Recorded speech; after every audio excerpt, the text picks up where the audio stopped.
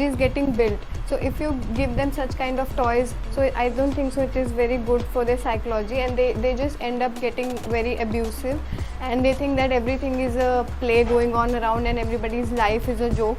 So I think we need to be more careful in their initial years when their psychology is getting developed. For an example, if I am being an average girl by the society, if I am not that much beautiful, and with the help of this beauty products, if I am being enough confident to talk in front of you and look as a beautiful, I will be holding some courage to talk all in front of all you people.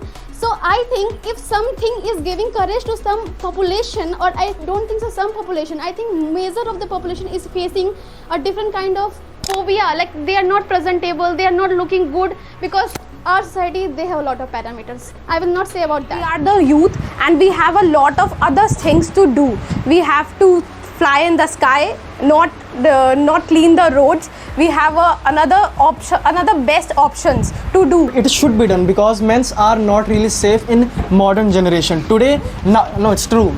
And nowadays, men's are not really safe. Girls are safe. In my opinion, tattoos should be banned because tattoos, like when we apply a tattoo, there is a trend of permanent tattoos. Like we experience a lot of pains, and after that, what happens if something goes wrong? We cannot remove it. We have to stay with that tattoo. Smart opponent highlight one point. Man understand the man's feeling better, but they do not get married with the man. They have to married with the woman. So when there is no interaction with the woman, so what matters the most? Money and the profitability. If we have a crutch, there are not many money goes to wastage. Yes,